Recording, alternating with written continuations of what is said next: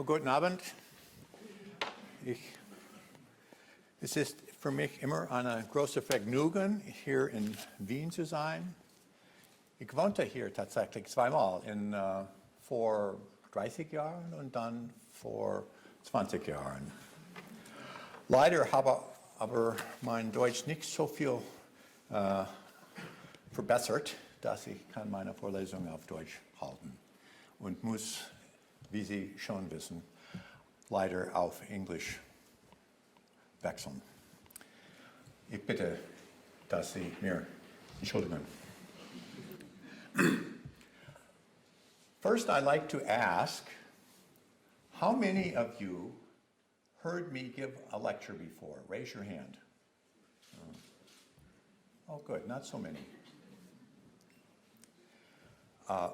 It's always a problem, especially in Vienna, if you have people coming again and again to the lecture. When I was professor, if the students came again and again to my lecture, I didn't want to change my examinations, so I just changed the answers. I don't have to do that tonight, except in one way. I have said many times, now it's too late for sustainable development. But of course, the Gastgeber, Fred, has just come to this fabulous university to create a program on sustainable development. So I'm not going to say it's too late. I'm going to say it's now just the time. Except we have to change how do we understand the term sustainable development. I was trying to think what I should say tonight, and I remembered in the last weeks, last week, I received 2 email messages. One from a woman in California, and one from a student, a male guy student in the Netherlands. And both of them said in their message, please help. On the one hand, I want to be honest about what's coming. I don't want to lie to myself about the problems that we have. But on the other hand, I don't want to become so pessimistic and so depressed that I'm not able to do something about it. How to hold these 2 things together in the same Kopf: honesty and optimism. That's what I'm going to talk about tonight. I'm going to use some slides. Don't write down these slides. Here,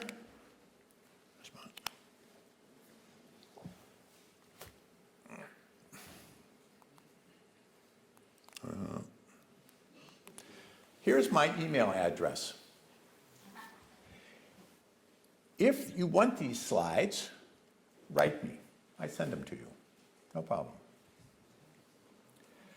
If you don't want them, write me and tell me why you don't want them. Then I'll make them better. Okay, so the main ideas for tonight. First of all, in 1972, mentioned already, our study where we talked about the long-term future. From 1900 up until the year 2100, over 200 years. We said in 1972, 2 possibilities for the future, generally. Overshoot and collapse, or sustainability. To achieve sustainability requires a strategy of adaptation, Anpassung. Unfortunately, and we're very good. This university is teaching how to adapt to the world. But sometimes our strategies for Anpassung change in ways which make them less effective. So our strategies to achieve sustainable development fail. I will mention that tonight, hoping that we can avoid these problems.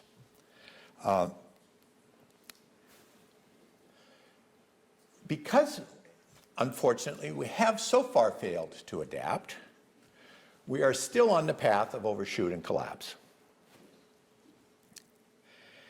And sustainable development is still possible, but we have to change our habits soon.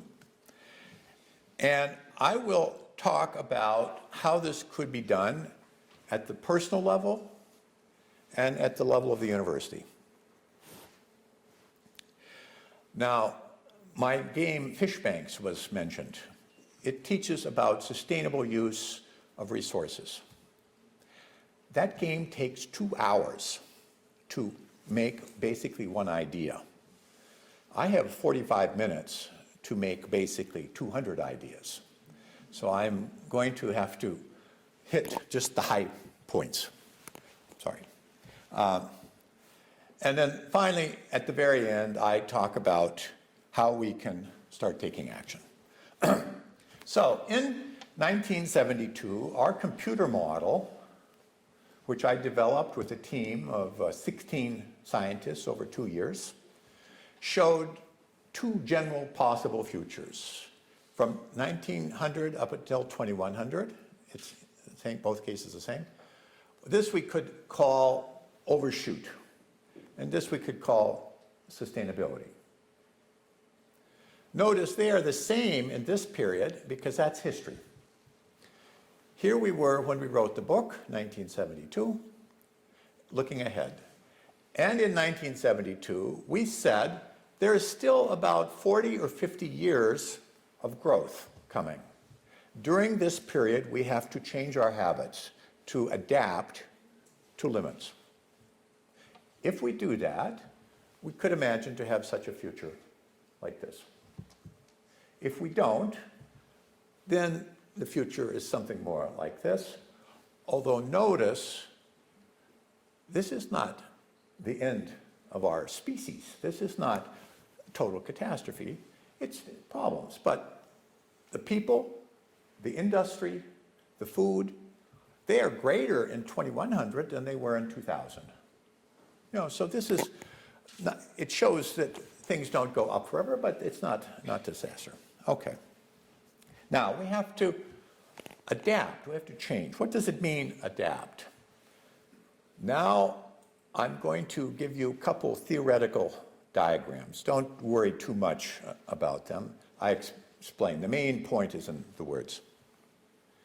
This is adaptation, Anpassung. I use it in a very general way. Health means something that you want. It could be how well you feel, how much money you have in the bank, how good is your relationship with your friends, how many students are coming into your university. Whatever is good, that's health. And if it gets worse, that's a problem. So problems influence health. And this negative sign only means they go in the opposite direction. So if the problem gets bigger, the health gets smaller. After a while, you see your health. There's always a difference between the reality and what you see.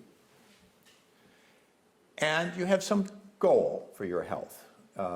Some desire how much do you weigh, some desire how rich are you, some desire how enthusiastic are your students, whatever. When the difference between what you perceive and what you desire becomes big, there's a difference, that's a problem. A problem is a difference between what you have, what you think you have, and what you want. So you take action. This has a result. Hopefully, the result makes the problem smaller, and so your health goes back up. This is adaptation. Technically speaking, it's a negative, adaptive, homeostatic loop. And we use these in really millions of ways every day. Everything from our biochemical processes to our psychological processes to our economic activities, they're adaptive, always solving problems. And typically, it works very well. But there are delays. Here I just put little red boxes. Everywhere there is a delay. When the problem starts, it can take some time before it actually influences your health. For example, if I drink now some toxic chemical, it can take 15 or 20 years before I get cancer. If the university increases tuition, it can take some years before the student numbers start to go down. And so there's a delay all the way around. These delays have very important implications. I was trying to think how to show you the implications, and it's very difficult to talk. So I invented a new game, and tonight it's the first time in history anybody used this game. So give me some patience. We're going to try it.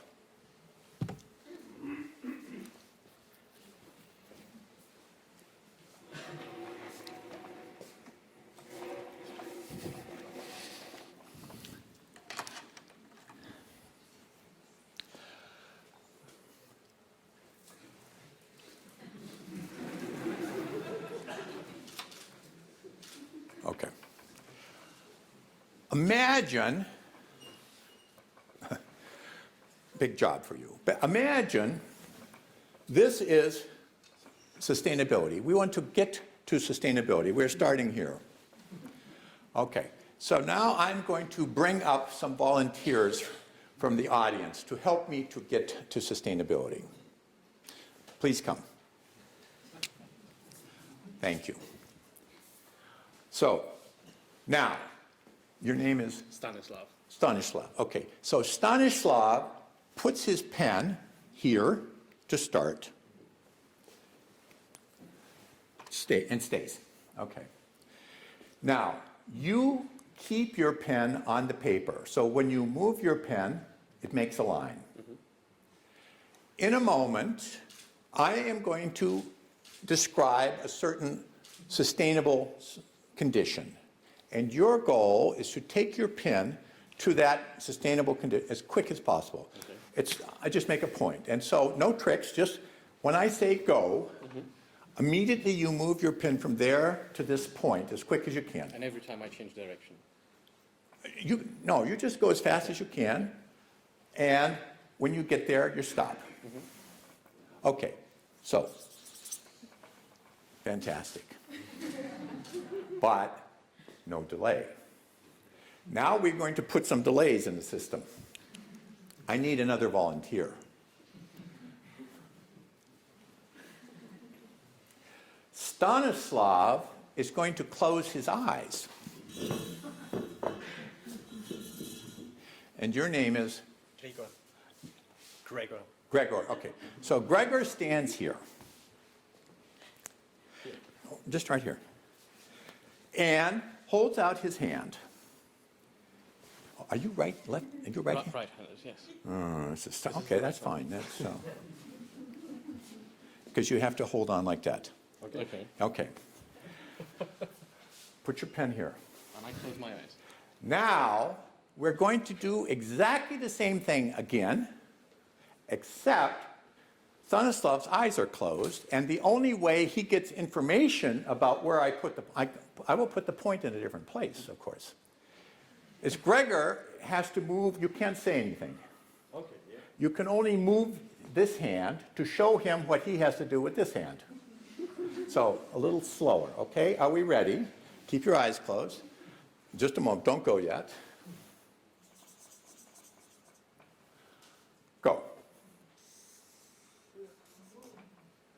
No, you took your pen off. You have to leave it on. Okay, well, stop. Okay. Good. So not quite so accurate. This is number 2.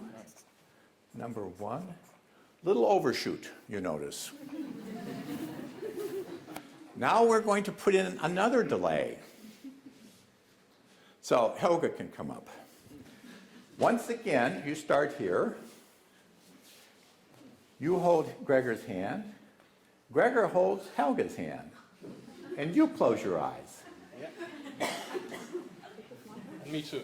Yeah.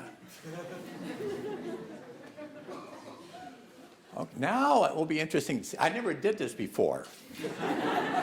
I hope it works.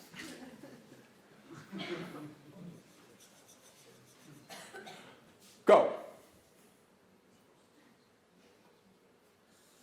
I just follow the guidelines.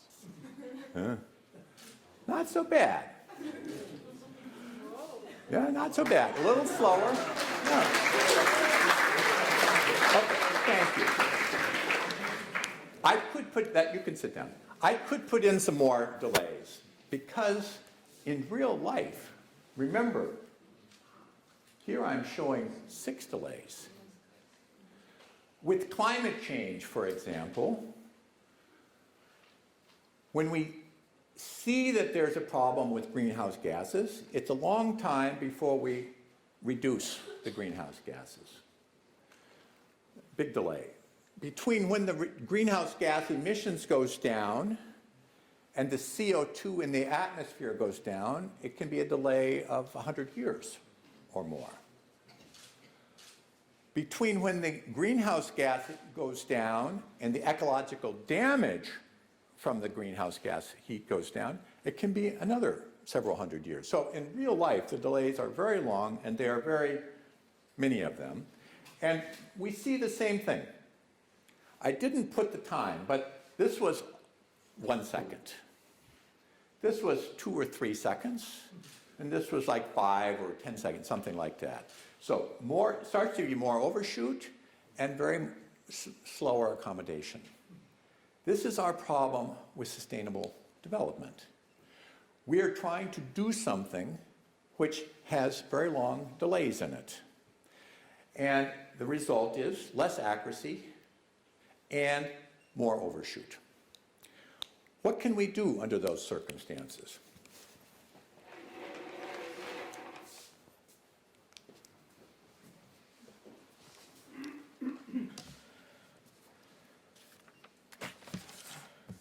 Well, we have to because of the long delays, there's a tendency coming from the politicians and others to do it in a different way.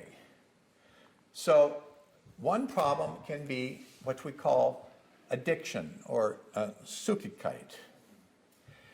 This is the same system as before, except 2 changes. Now, the result actually doesn't have a direct influence on the health. It just makes the perceived health look better.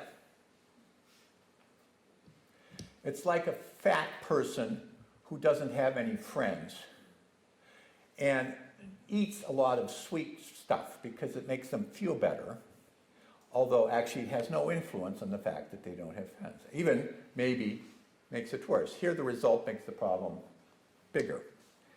An example of this we see now, for example, with the US debt. The United States is addicted to debt. We have this so-called quantitative easing. Every month, the Federal Reserve is printing from nothing out of the computer $85 billion and putting it into the system. It makes us feel better, but actually makes us worse. It's like if you have a credit card and you feel poor, you can use your credit card to buy something. In the short term, you feel better. Oh, I have something. But then the bill comes, and you see, actually, you are worse off than you were before. You become addicted to credit, or addicted to pesticides, or addicted to many things. So one possibility is adaptation becomes addiction, and then it doesn't work for you anymore. This is happening now in the United States. Another possibility, another way for the adaptation to fail is what I call acceptance, or it means, I don't know, uncosum or something like that, where, see, this difference is what makes you unhappy.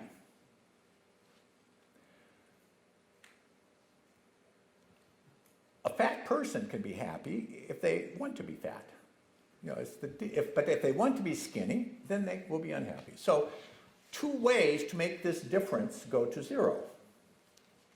One is to get rid of the problem, and the other is just to accept it. And this is what we are doing, for example, with global population. Everybody knows global population is a problem, but we just get used to it. Now we don't anymore talk about global ends, and the result is it just goes up and up. This is not adaptation. This is when the adaptive system doesn't work anymore.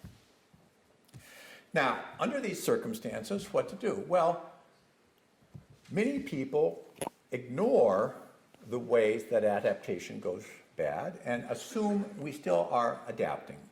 And so they promote sustainable development in the old way. And if you ask them what does it mean, well, they maybe give you the Brundtland, Peter mentioned the Brundtland definition. It's a wonderful definition politically. It's development that meets the needs of the present generation without compromising the ability of future generations to meet their own needs. I mean, this is absolutely fantastic. What politician wouldn't like to have such a thing? I can give you now everything you want, and plus, I don't take anything away from the future.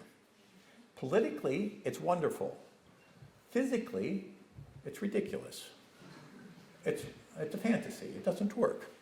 And we make it even worse. If you listen now to the people who talk about sustainable development and sustainability, they have some other assumptions. The rich get to keep what they have. Even in this school, when you start to talk about sustainability, you won't be telling your students that they have to go down in their living standard, I'm sure. So the rich get to keep what they have. Maybe even we manage to keep going up a little bit. But, of course, the poor should come up. It's only fair.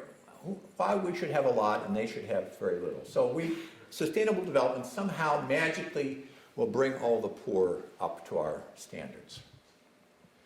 And what's very important, this will be achieved using the current rules and habits, the current market system, the current educational programs, the current politics.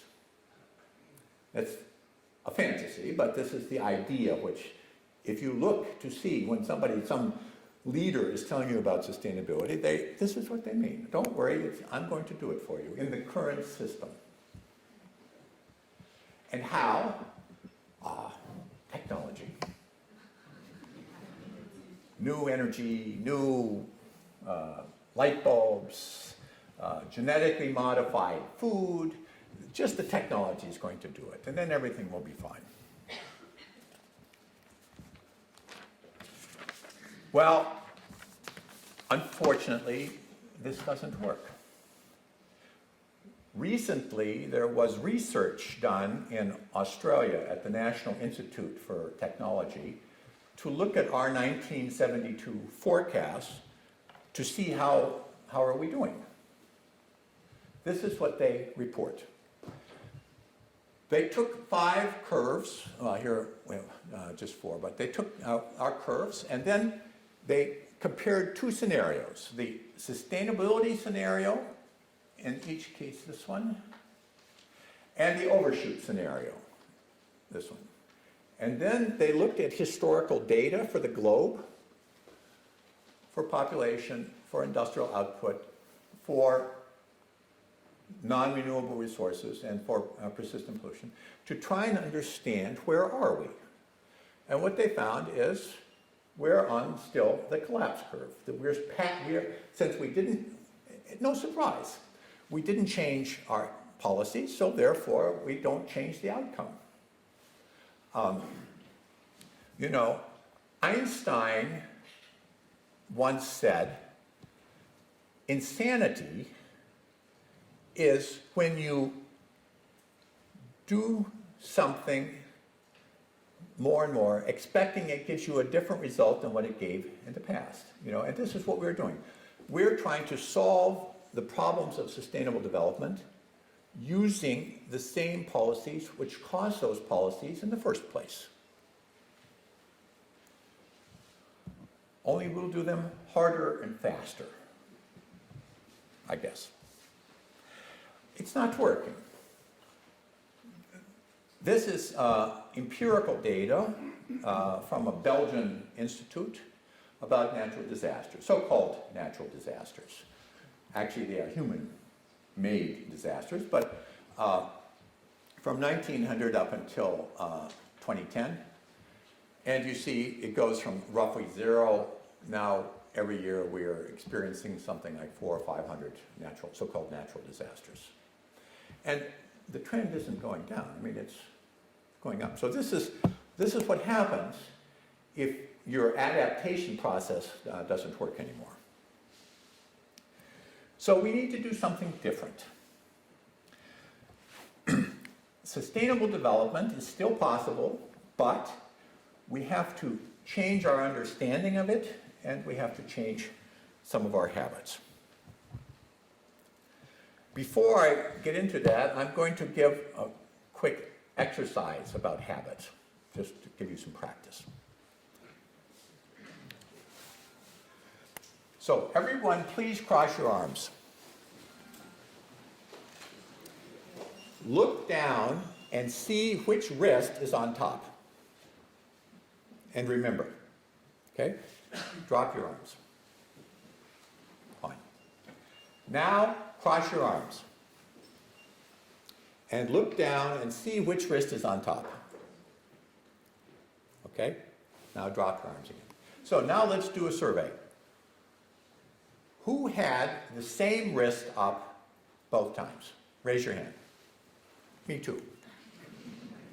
Almost everybody. So it must be some optimum technique here, I guess. Let's see what it is. Who had the left wrist up both times? Raise your hand. Who had the right wrist up both times? Raise your hand. Ah, that's interesting. 50-50. So it's no optimal. You do it in one way, it works for you, and so you continue to do it, which is perfect. Crossing your arms is adaptive response. The problem is you want to do something which doesn't require your arms, and so you need to get your arms out of the way in order to do this thing. And if every time you had such a problem, you had to spend 5 or 10 minutes figuring out, where to put your arms, it would be a big waste. So you get a habit, crossing, and then automatically you do it. It's the same thing with our development. Over the last 100, 150 years, we developed a set of habits about producing growth. Investments, taxes, political systems, the whole set of habits that we have. And it gave fantastic results. I mean, here we are in this beautiful, multi-$100 million campus. You couldn't have such a place like this without a century of growth. So this is good. But sometimes the conditions change. Then the habits which were giving you success start to give you failure. You have to change your habits. So I give you practice. Cross your arms the other way.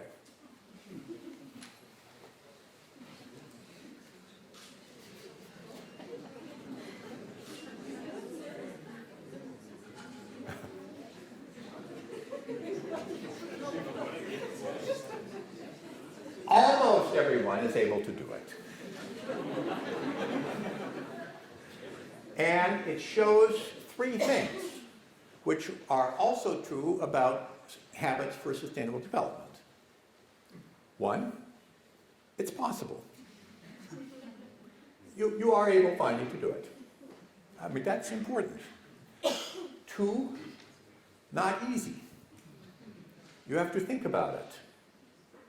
And even maybe make some mistakes.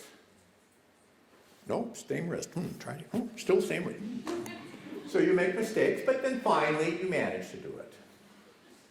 And third, very important, at first, to do this habit in a different way is not so comfortable. You just don't feel so good. It's the same thing with sustainable development. We will be able to do it, but we are going to have to think about it. And we will make mistakes, for sure. Unfortunately, our political leaders, our media, somehow imagine that we're going to make this change and mistakes are not acceptable. If a politician ever would stand up and say, oh, I made a mistake, out they go. So we need to understand there are going to be mistakes. And we need to know that some organizations and some people aren't going to be very comfortable with the new way. Oil companies, for example, are going to be very uncomfortable with the new way. Some politicians are going to be very uncomfortable with it.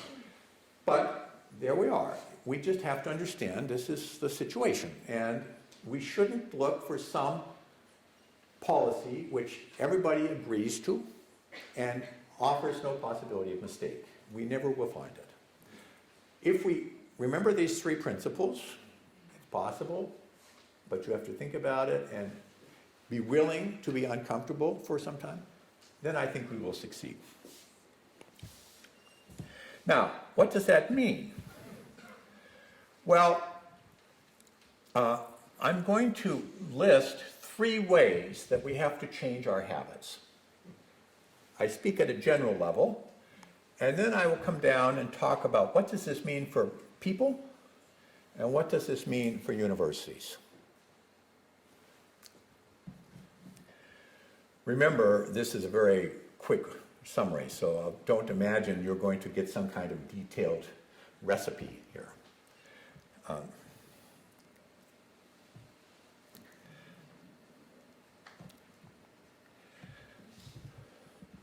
I say that we redefine sustainable development. Notice I made just a couple changes in the Brundtland definition.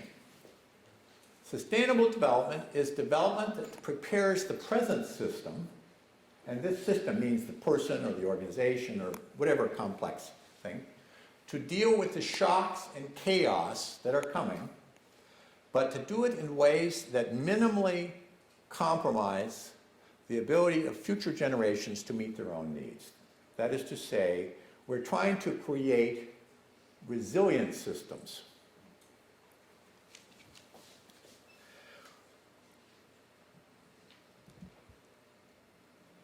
How can we do that? Well, now comes the 3 principles. First of all, we have to give up the habit of trying to be more and more efficient. Efficiency is good, but it's not the only goal. We should be willing to do things which give resilience, even if we have to give up a little efficiency. Resilience is the ability to continue providing essential functions after receiving a shock. So you can talk about a resilient city, which comes back quickly after an earthquake, or a resilient person who comes back quickly after they lose their job or their partner, or a resilient school, which comes back quickly after it loses its government support, and so forth. And resilience exists at all levels: food, transport, healthcare, warmth, and so forth. And at the corporate level, it's such things like profit, market share, employment, reputation, dedication, and so forth. These are measures of what can suffer if you are not resilient. Efficiency is a little different. It's the amount of output that you get from a unit of input. And since you normally have to pay for the inputs, and you want to reduce your costs, there's a strong pressure, again, at the level of the person or the organization, to try and increase the efficiency, to get more from less. For example, with a car, how many kilometers you get per liter of petrol. We talk about the efficiency of the labor force. how many euros of output you get for each hour of labor. You can talk about the efficiency of your house.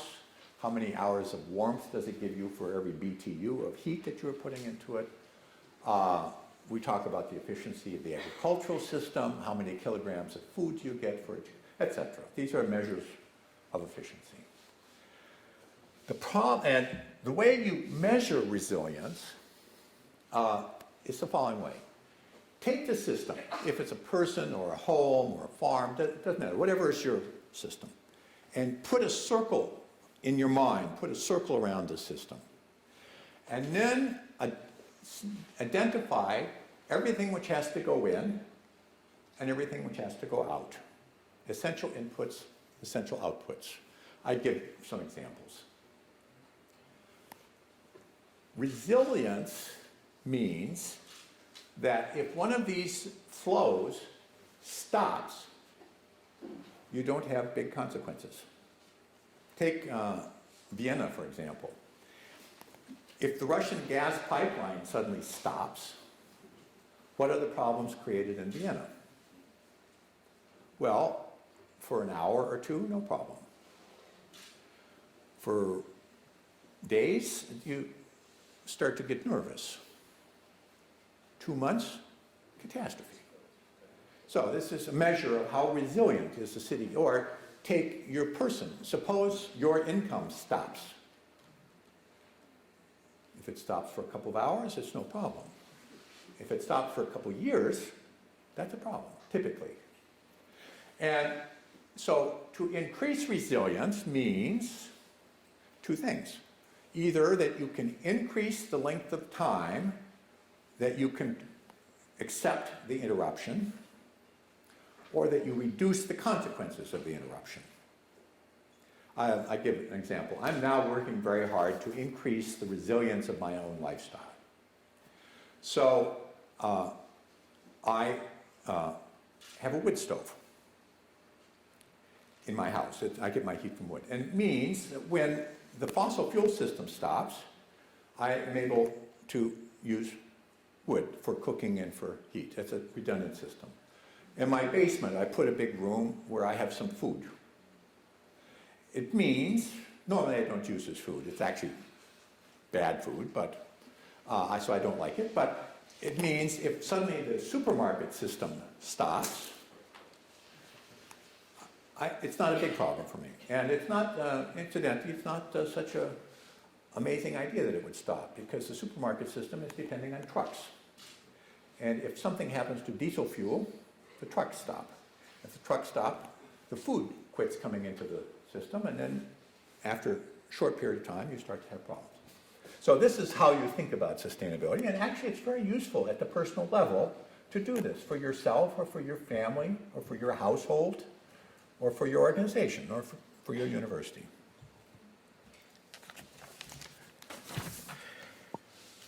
The problem for us is that there is a trade-off between efficiency and resilience. You see, if everything which gave more efficiency also gave more resilience, it'd be fine. Then we could just try to increase efficiency and we don't have to worry. But no, it's not that way. At a certain point, to get more efficiency reduces the resilience. The Japanese car manufacturers discovered this when Fukushima occurred, because in the Fukushima area was one factory which was the most efficient factory for producing a particular piece which went into almost every new automobile. When Fukushima happened, the factory stopped, and suddenly Toyota and Honda and many other car companies didn't have anymore this piece. So the car companies are very efficient when the factory's working, but they are not resilient when it stops working. And it's not only cars. At the same time, in Bangkok, there were big floods. And in Bangkok was the world's most efficient producer for computer hard drives, for the memory of the computer. And when the floods came, that factory stopped, and suddenly all computer companies in the world started to have difficulty producing their things. So now, in Japan, those same executives who used to try to understand how to get more efficiency start to talk about how to come back a little bit, give up a little efficiency in order to get much more resilience. That's the first thing. The second habit, generally speaking, is to focus on universal problems rather than general problems, a global problem. If we think about the problems of sustainable development, they fall into two categories. It's not a neat division. Some have two characters, but generally speaking, global problems affect everyone, but solving them requires that everybody acts together. Climate change is a global problem. There's no way that in Vienna you can solve climate change. You can do your share, but if Beijing and Moscow and Washington and Delhi and other countries don't, then it doesn't do any good. That's a global problem. And many others, nuclear proliferation, the spread of epidemics, migration is going to be have a global problem, etc. Universal problems affect everybody, but you can solve them locally. So you can clean up the air in Vienna. You don't have to wait for Beijing or Moscow to clean up their air. And if you clean it up here, you get the benefits here. So that's the second thing. Focus on universal problems. And the third thing, quit trying to find what I call the magic button. Everyone wants to have a magic button, and if they push the magic button, everything will be okay. It doesn't happen that way. I give one example from climate change. So we know that climate change is being caused by greenhouse gas emissions. One of those greenhouse gases is CO2. It's not the most important one, but it's an interesting one. So let's look at it. CO2 is caused by 4 factors: the number of people, the amount of capital or living standard for each of those people, the energy required to operate the capital, and the amount of fossil fuel, or the percent of fossil fuel which is in that energy. Okay? So we are making good progress over here. We are making our capital more efficient. For example, cars can go further with gasoline.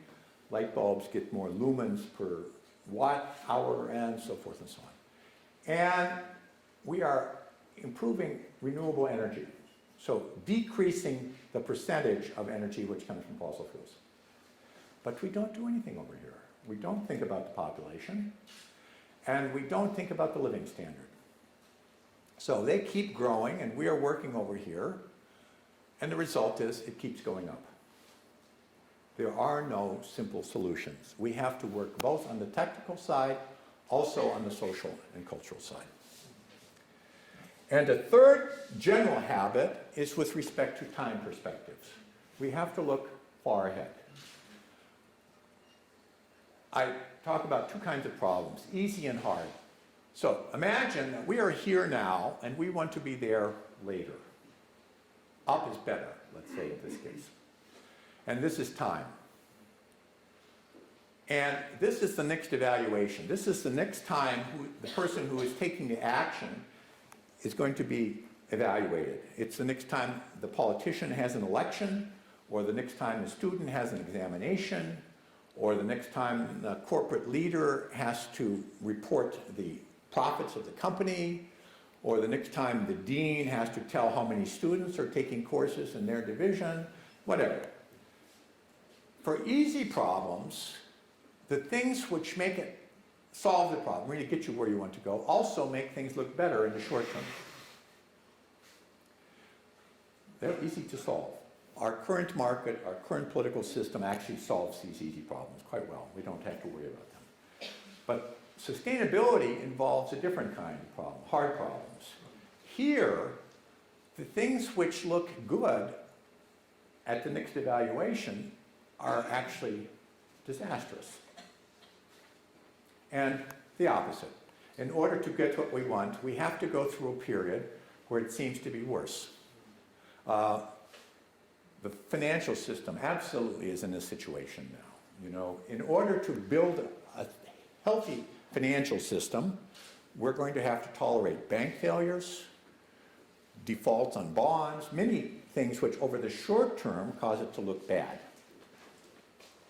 The only way you can come through this is if you move out past the point of mixed evaluation and start looking out here where actually the good policies start to look better. This can be, in climate change, I don't know, it can be decades. So those are the three things we have to do. Now, what are the strategies for doing that? Well, I now have 2 minutes, and so I just go very quick. Personal strategies. First thing is don't take me or anybody else who talks about the future so seriously. Everybody's making mistakes. Nobody really knows what's going to happen. So don't become so pessimistic just because some person tells you there's going to be a problem. They may be wrong.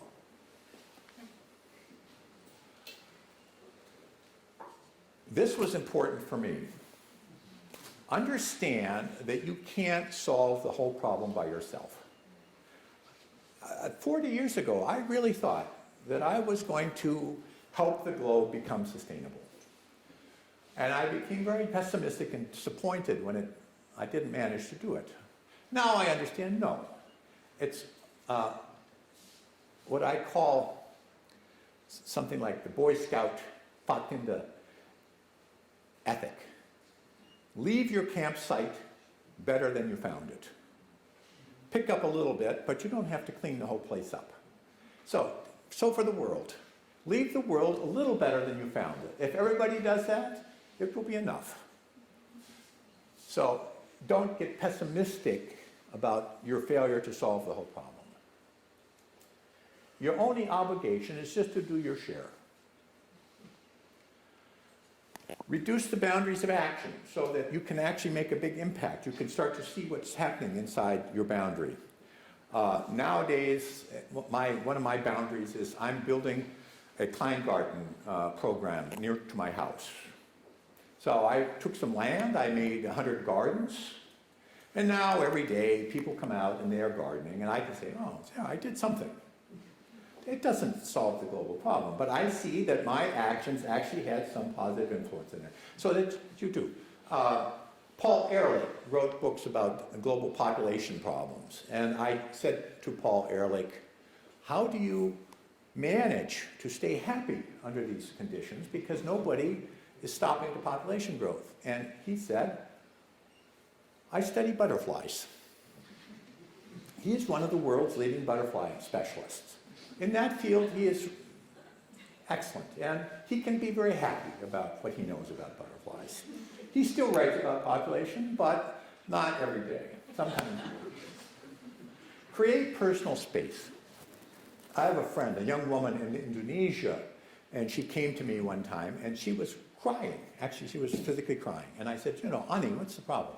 She said, oh, she's working on global problems. She said, you know, I have a beautiful child, I have a wonderful husband, and I never have any time for them because I'm out trying to work on environment and stuff. And I said, you know, take your calendar for the coming year and just put X's on some days, and those are for your family. And then when somebody who wants you to solve global problems comes and says, you go to a meeting on this day, you can say, no, I'm sorry, I'm obligated. Create personal space for your time, and don't let it be driven away by global problems, because global problems take all your time. And design resilience into your own lifestyle so that you can step back a little bit and not be so tense about what's happening. And value your friends. Now, this sounds silly, but actually there's big science behind this. You know that having more friends is better for your lifestyle than giving up smoking. People who have a lot of friends live longer than people who give up smoking. I mean, friends are very, very important. Okay. What about universities? Well, analogously, I was a teacher, professor for 40 years. I said to myself, I have to remember, 30 or 40% of what I'm teaching is wrong. And most of the rest of it will be wrong in 10 years. So I shouldn't be so tense to make sure that everybody understands what I'm teaching, because 10 years from now, they won't need it. Rather, instead of teaching information, teach skills. And skills means real-world skills. It's one reason I like the business school very much, is that of all the faculties, the business school, all the social science faculties, let's say, the business school is putting its students most in contact with real problems. Teach about paradigms. Realize that you don't know what is the world, you have an image of the world. It can be helpful or it can be wrong. Growth is a paradigm. And we need to teach people to understand when their paradigm isn't working anymore and how to get another one. Deal with ethics explicitly. Many schools think, well, ethics, I shouldn't think about it. No, you should. I taught ethics when I was in school, when I had my students. It's important because students are open to this information, and it has an influence for the rest of their life. Actually, their ethics will have a bigger influence on their success than anything you teach them in class. Expand their boundaries, especially in the business school. You shouldn't imagine that you only just have to satisfy your shareholders, or you only just have to get rich. You have to realize that there's a bigger ecological social system out there, and you need to be aware of it and responsible for it. And then, of course, I have to put in about resilience. Teaching, measuring, increasing, how to decide how resilient is a system and what to do to make it more resilient. And recognize, actually, what's going on in the university, the most important thing is the personal contacts you make here. Harvard Business School is the best business school, not because it's the best teacher, but because you make the best friends there. It's true. Unfortunately, it's true. So remember that and design your system to promote it. Okay, now one more game, and then we stop. I'm almost finished. Now I'm going to show you the most important thing from this whole lecture. If you forget everything else, remember this. Put your stuff down. You have to put down your stuff. I'm going to ask all of you to clap your hands at the same moment. It's easy. I will count to 3. 1, 2, 3. And then I will say, no. I'm speaking in the subjunctive now. Das würde ich lieber machen. Habe es noch nicht gemacht. So, I will say 1, 2, 3, and I will say that word. And then everybody claps. Okay. Now, if we're successful, then outside they hear only one noise, just like that. So simple. I count to 3, then I say that word, and exactly at that moment, when I say the word, we all do it. Here we go. This, incidentally, I should say, it's not a way for me to get applause from the audience. 1, 2, 3, clap.